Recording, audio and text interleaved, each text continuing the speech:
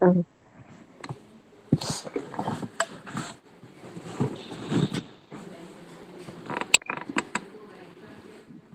మరైతే నేను రేపు వెళ్ళిపోతున్నాను. మీ నుండి నేను పూర్తిగా ఫ్రెంచ్ వేసుకుంటున్నానా అని ఆవిడడుగుతారు. ఆవిడ కృష్ణి ఉన్న ఆ ప్లేస్ నుంచి అక్కడి నుంచి ఎళ్ళిపోతుందనమాట ఆవిడ.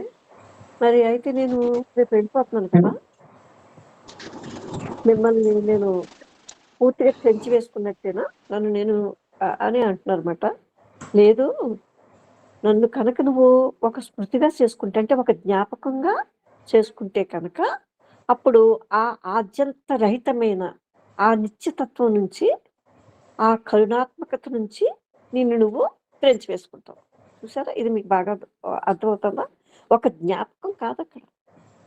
ఇక్కడ కూడా మనం అత్యంత ప్రజ్ఞతో ఉన్నప్పుడు అది ఒక గుర్తుగా మిగిలిపోదక్కడ. ఒకవేళ ఈ గుర్తు ఇలా ఉండిపోతే అంటే ఇంకా కృష్ణజీ దగ్గర నుంచి మనం వచ్చేసాం అనుకుంటే ఏంటి వచ్చేసాం. అది అది ఒక గుర్తు అనుకుంటే గనక. అంటే మనం అఖండత్వం నుంచి ఇక్కడ ఆయన చెప్తున్నాడు కదా! ఆ అత్యంత రహితమైనటువంటి ఆ నిత్యతత్వం నుంచి, ఆ కరుణాత్మకత నుంచి నిన్ను నువ్వు త్రెంచి వేసుకుంటావు. అదొక జ్ఞాపిక కాదు, ఒక గుర్తు కూడా కాదు అని చెప్పి ఆయన ఆగిపోయాడనమాట. ఇక్కడ అయితే నేను బుద్ధుడిని కలిసాను. చాలా ప్రగాఢతతో చెప్పింది కూడా నేను విన్నాను. ఆయనేం చెప్పాడు, ఆయన బుద్ధుడు అంటే అతడు పలికిన ఆ సంపూర్ణ సత్యాన్ని నాలో నేను స్థిరంగా నిలిపేసుకున్నాను. బుద్ధుడు ఒక జ్ఞాపకం కాదు మనకి. అవ్వకూడదు. అంటే పరిమితం అయిపోతుందనమాట. ఇక్కడ మనం చేయవలసిందేంటి? ఏదైతే బోధించారో ఆ సంపూర్ణ సత్యాన్ని, అక్కడ మనకు ఉపదేశించిన దాన్ని మనలో స్థిరంగా నిలుపుకోవాలన్నమాట. ఇప్పుడు ఆయన అదే చేశాడన్నమాట ఇక్కడ. అతడు వెళ్ళిపోయాడు. అతడు ఎంతో శ్రద్ధతో ఇలా చెప్పాడు కదా నాకు, ఆత్మదీపో భవ అని. అంటే నీకు నువ్వు వెలుగునిచ్చేసుకో. నీకు నీవే వెలుగు. నీకు నీవే వెలుగు అని చెప్పాడు. అంటే ఇక్కడ ఈ బీజం పనిచేస్తుందన్నమాట. ఇది నేను శ్రద్ధతో కనుక దాన్ని వినగలిగి, నన్ను నేను రక్షించుకోగలిగితే చూసారా, ఆ వెలుగులో ఈ బీజం వికసిస్తుందనమాట. కానీ అతడిక్కడ లేకపోవటం మనకు లోటే. అయినా కూడా అతడు నా మిత్రుడే. అతడిక్కడ లేకపోవటం లోటే. కానీ నేను ఎంతగానో ప్రేమించాను అతన్ని. అయితే అసలు ముఖ్యమైన సంగతి ఏమిటిక్కడ? అతడు నాటిన ఆ బీజం. ఇక్కడ ముఖ్యమైన సంగతి ఏంటంటే, అతడు వెళ్ళిపోవటం నాకు బాధ అనిపించింది. కానీ అంతకంటే ముఖ్యమైనదేంటి ఇక్కడ? అతడు నాటిన ఆ సత్య బీజం ఉంది కదా! అంటే నిన్ను నువ్వు రక్షించుకో అని చెప్పాడు కదా ఆయన. ఆ! ఆ సత్య బీజం అంటే నా అప్రమత్తతతో, ఎరుకతో, తీక్షణమైన శ్రవణంతో అది ఇంకది అలా మానసికం అయిపోయిందనమాట. ఆ బీజం అక్కడ వికసిస్తుందనమాట ఇప్పుడు. ఇప్పుడు మనం వినేటప్పుడు కూడా ఇది ఇంతే కదా! ఇక్కడ బుద్ధుడు ఇక్కడ చెప్తున్నాడు కదా మనకి. చూసారా? ఇలా వికసిస్తుందనమాట. లేదనుకోండి, వికసించలేదనుకోండి, అప్పుడు వాళ్ళు పొందిన దానికి మనకొరిగేదేంటి? లేదు కదా! అదే ఆయనంటున్నాడు. అది వికసిస్తుంది. లేనట్లయితే ఒకరికి అది ఉన్నందువల్ల ఒరిగేదేమిటి? ఒకరికి అపూర్వమైన ఒక కాంతి దర్శనం అయింది. దాంతో ఒక అపారతత్వం, ఆ అపారతత్వంతో చూసారా? ఆ కారుణ్యము ఇంకా తక్కినవి కూడా అవన్నీ అతడికి మాత్రమే ఉన్నాయి అనుకుందాం. అతడు మరి చనిపోయాడు. లేడు, ఇప్పుడు అతని దేహం లేదిక్కడ. అప్పుడు మరి ఏమిటి దాని వలన అయ్యేది? ఏమిటి దానివల్ల అని అంతే కదా! ఇప్పుడు మీకిది అర్థమైందమ్మా? ఇది చూసారా? ఎప్పుడైతే ఇది ప్రతి సాధకుడికి జిజ్ఞాసతో ఉన్న వాడికి ఇలా వీళ్ళ ద్వారా మనకు సహాయం అందుతుందనమాట. ఖచ్చితంగా అందుతుంది.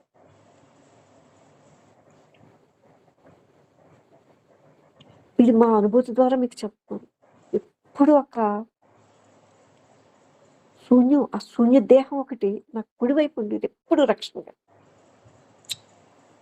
అద్భుతం ఏంటిదసల?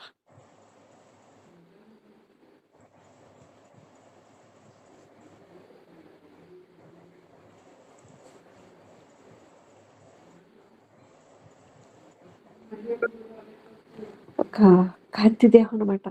తెల్లటి మేఘం ఎలా ఉంటుంది కాంతిగా, కాంతి అసలు చూడండి. అలాంటిది నా కుడివైపు ఎప్పుడు కూడా ఒక అలా ఉంటా ఉండేదనమాట. ఎందుకంటే అందుకనే మీకు చెప్తున్నాను. మీకు కావాల్సింది ఇక్కడ జాగృతి, తీక్షణమైనటువంటి ఎరుక. ఇప్పుడిక్కడ మనం జరిగే బోధ పూర్తిగా చూసారా? ఆ బీజం దాన్ని వికసించి చేసేస్తుంది. ఇప్పుడిక్కడ ఈయన వచ్చాడు కదా! ఆయన ఎలా ఉన్నాడు అంటే కాంతిదేవత వచ్చాడు. వచ్చి ఏం చెప్పాడు? ఎంతో శ్రద్ధతో చెప్పాడంట ఆ పదం కూడా. ఆత్మదీపో భవ. నీకు నువ్వే వెలుగునిచ్చుకో.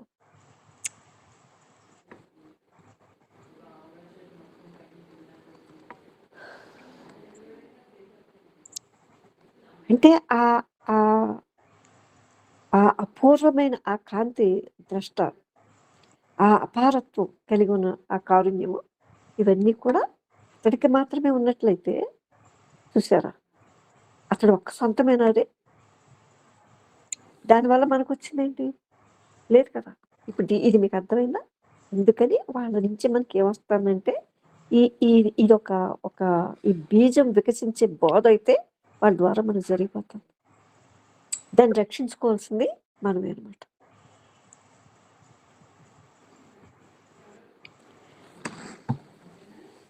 ఆవిడ ఇంకా ఎలా అడుగుతున్నారు? నేను ఒక ప్రశ్న అడగొచ్చునా? అతడి అస్తిత్వానికి గల కారణం ఏంటి? అతడి అస్తిత్వానికి గల కారణం ఏమిటి? అతడి ఉనికికి, అతడి అస్తిత్వానికి గల కారణం ఏమిటి అని అడుగుతున్నారు అనమాట. అంటే ఆ దాన్ని ప్రత్యక్షపరచటమా? ఎంత అద్భుతంగా ఉంది! మీకు బాగా అర్థమవ్వడమా? జాగ్రత్తగా ఉండండి అక్కడ. ఇది చూడండి. అసలు ఇక్కడ ఈ బుద్ధుడి అస్తిత్వానికి గల కారణం ఏమిటి? అతడి అస్తిత్వానికి గల కారణం ఏమిటని ఆవిడ అడిగిన ప్రశ్నకి, అయితే ఆ దానిని చూసారా? అతని అస్తిత్వానికి గల కారణం ఏంటంటే ఏదైతే తను అనుభూతి చెందాడో, ఇక్కడ దానిని మనకి ప్రత్యక్షపరచటమా? కట్టి ఉంచుకున్నాడనమాట. మనకు వ్యక్తం చేస్తున్నారు కదా వాళ్ళు.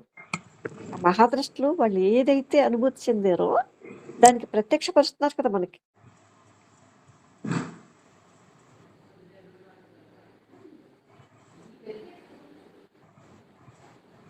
కొంతసేపు మౌనంగా అలా ఉండిపోయారన్నమాట ఇలా చెప్పి. అప్పుడు మళ్ళీ అంటున్నారు. అసలు దానికి ఒక ఆకార స్వరూపంగా ఉండటానికి, ఆ మూర్తిభావానికి వెనుక ఒక కారణం ఎందుకున్నది? ఆవిడ అడిగారు కదా! అస్తిత్వానికి గల కారణం ఏమిటి అంటే, ఒకవేళ దానిని మనకి వ్యక్తం చేయటానికా? అదా కారణం? అంటే దీన్ని బట్టి మనకేం తెలుస్తుంది? ఒక కారణం అక్కర్లేదది. అదంతే. ఒక పువ్వుకి పువ్వు వికసించటానికి కారణం ఏదైనా ఉందా?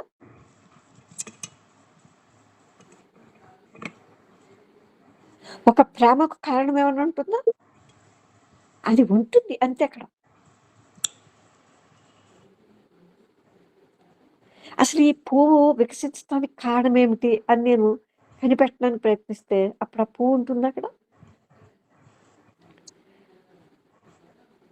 పువ్వు ఉండదక్కడ. అంటే ఏంటి? దీనంతటిని కూడా ఏదో ఒక మార్మికతో కప్పివేయాలని ఆహ్, ప్రయత్నం చేస్తూ ఉంటాం. ఎవ్వరైనా సరే చేయి చాపి అందిపుచ్చుకోవడానికి అదక్కడే ఉంది. పువ్వు జనన మరణాలు అంటే జననం తల్లికి మహా అద్భుతమైన సంఘటనే కావచ్చు. బహుశా తండ్రికి కూడానేమో. ఈ జనన మరణాలు 2 దూరంగా విడిగా కొనసాగటం అనే ఆ కఠిన భారమే మనిషిని దుర్భరమైన వ్యధకు గురి చేస్తుంది. ఇది మీకు బాగా అర్థమైంది కదా! జనన మరణాలు 2 కూడా దూరంగా విడిగా కొనసాగటం అనేది కఠినమైన భారంగా ఉంది మనకి. అంటే ఏంటి?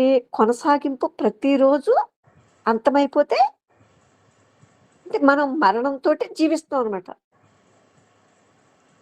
థాట్ ఏదైతే లేస్తుందో నిన్న కూడా మనం అదే చెప్పుకున్నాం కదా! ఇవి మా మీకెలా చెప్తే ఈ శబ్ద, స్పర్శ, రసగంధాలు అనేవి ఏవో పట్టుకొనొస్తాయి కదా! అవి లేవగానే చూసారా? కొనసాగింపు ఇవ్వకుండా ఇక్కడ అది లేవగానే అంతమైనప్పుడు చూసారా? ఇక్కడ ఇది అంతమైపోతుంది. థాట్ మరణించేస్తుంది. ఈ మరణంతోటే మనం జీవిస్తున్నాం అనమాట. ఎంత అద్భుతంగా ఉందో చూసారా? అంటే ఏంటి? సంపూర్ణమైన పునఃప్రారంభం అనమాట. ఇంకక్కడ కొనసాగింపు లేదు. ఆలోచన లేదింక. అది కొనసాగదింక. పడిపోతుంది. ఎప్పటికప్పుడు చనిపోతుందనమాట.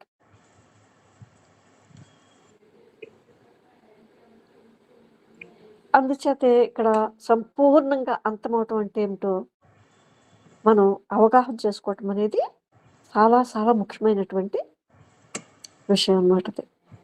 మన అనుభవాలు లేదా మన మనసులో స్మృతులు అంటే గుర్తులు మిగిలిపోయిన అనుభవించిన విషయము మొత్తం ఆ గుర్తులు అనుభవించినటువంటి ఆ విషయాలు ఇవన్నీ కూడా అంతమైపోవటం సాధ్యమేనా మనకి?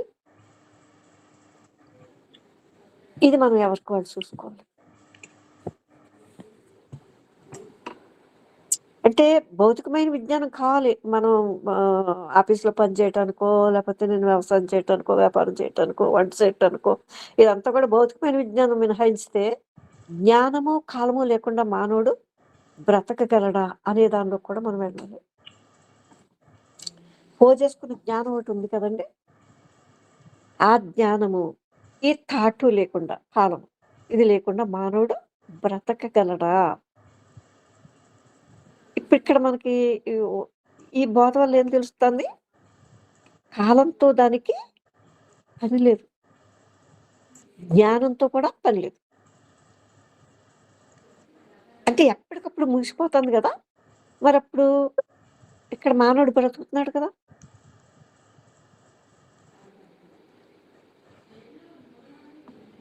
ఇప్పుడు మనం వేసుకున్న క్వెషన్ ఏంటంటే, అంటే అది అంతం చేయటంతో థాట్ అంతమైపోతుందక్కడ. థాట్ అంతం చేయటంలో కూడినటువంటి జీవితమే కదా! మొత్తం ఈ ప్రశ్నలో గల ప్రధాన కేంద్రిత అంశం అనమాట మనకిది. ఇది మీరు జాగ్రత్తగా విని పట్టి ఉంచుకోండమ్మా అలాగా దాన్ని. అంటే అంతం చేయటంతో మనసు జీవించగలిగినప్పుడు చూసారా? ఎప్పటికప్పుడు ఇది అంతం చేసేస్తూ ఈ మనసు జీవించగలిగినప్పుడు ఆ మనసు కాలాన్ని, జ్ఞానాన్ని రెండిటిని అంతం చేసేస్తూ జీవించగలుగుతుందనమాట. ఎంత గొప్ప బోధ చూసుకోండి. ఎంత మంచి ఉపదేశం జరుగుతుందో మనకిక్కడ. అంటే ఇంక ఈ విషయంలో మనం ఏమి చేయట్లేదు. కేవలం రావటమే మరణిస్తుందనమాట. అంటే భౌతికమైన అవసరాలు మనకి కావాలి, దేహదారణ కావాలి. వాటిని మినహాయించి.